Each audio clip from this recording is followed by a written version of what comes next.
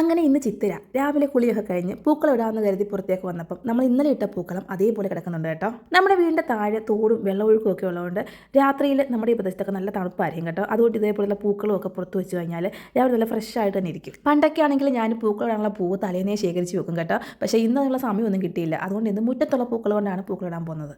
കുറച്ച് മാങ്ങാനാറിപ്പൂവും കല്യാണ സൗഗന്ധിയവും നമ്മുടെ കാക്കാത്തിപ്പൂവും അങ്ങനെ കുറച്ച് പൂക്കളൊക്കെ എനിക്ക് കിട്ടിയേ.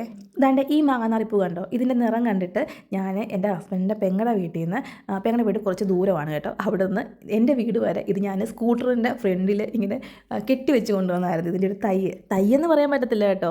സാധാരണ മാങ്ങാനാറി ചെടിയേക്കാൾ ഇത് നല്ല പൊക്കത്തിൽ പോയിട്ടാണ് പൂ പിടിക്കുന്നത് കേട്ടോ. അപ്പോൾ എന്നേക്കായി പൊക്കമുള്ളൊരു തയ്യുമായിട്ടാണ് അന്ന് ഞാൻ വന്നത്. അങ്ങനെ മുറ്റത്തുനിന്ന് പൂക്കളൊക്കെ പറിച്ചത് വേണ്ട ഇത്രയും പൂവിന് കിട്ടുന്നുണ്ട് കേട്ടോ. പൂക്കളത്തിന് നടുക്ക് വേണ്ട ഞാൻ ഈ വെള്ളപ്പൂവാണ് വെച്ച് കൊടുത്തത്. ചുറ്റും ഈ മാങ്ങാനാറി പൂക്കൾ വേണ്ട ഇതേപോലെ ഇങ്ങനെ അടുക്കി കൊടുത്തിട്ടുണ്ട്. എൻ്റെയൊക്കെ ചെറുപ്പത്തിൽ ഞങ്ങൾ അത്തപ്പൂ ഇടുമ്പോഴേ ഞങ്ങൾക്ക് ഡെയിലി ഉള്ളൊരു ഐറ്റം ആയിരുന്നു കേട്ടോ ചീനിയല. പഴുത്ത ചീനിയല മഞ്ഞ കളറും പച്ച ചീനിയല പച്ച കളറും. അപ്പോൾ 2 കളറായില്ലയോ. ഇപ്പം പിന്നെ അതൊക്കെ അരിഞ്ഞ് പറക്കിയെടുക്കാനുള്ള സമയമില്ലാത്തതുകൊണ്ട് അതൊക്കെ ഞാനങ്ങ് സ്കിപ്പ് ചെയ്യുക കേട്ടോ. അങ്ങനെ തന്നെ നമ്മുടെ കാക്കാത്തി പൂവൊക്കെ നല്ല ഭംഗിയായിട്ട് അടുക്കി എടുത്തിട്ടുണ്ടായിരുന്നേ. ഞാൻ ഈ പൂക്കളൊക്കെ പറിച്ച് എന്ത് ചെയ്യാണെന്ന് നമ്മുടെ പട്ടിക്കൂട്ടിനാണെങ്കിൽ ഇടയ്ക്കിടയ്ക്ക് വന്ന് നോക്കുന്നുണ്ട് കേട്ടോ.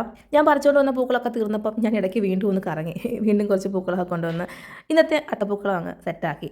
അപ്പോൾ ഇന്നത്തെ എൻ്റെ പൂക്കളത്തിന് 4 സൈസിലെ പൂക്കളുണ്ടെങ്കിലും എല്ലാം ഒരേ നിറമായി പോയോ എന്നൊരു സംശയം. അങ്ങനെ കുറച്ച് ഇലകൂടൊക്കെ വെച്ച് കഴിഞ്ഞപ്പോഴേക്കും ഇന്നത്തെ അത്തപ്പൂക്കളം കഴിഞ്ഞു കേട്ടോ. അടുത്ത് നിൽക്കുമ്പോൾ ഇത്തിരി വലുതാന്ന് തോന്നുമെങ്കിലും ദൂരെ നിൽക്കുമ്പോൾ കുഞ്ഞു അത്തപ്പൂക്കളമായിരുന്നു ഇത് കേട്ടോ.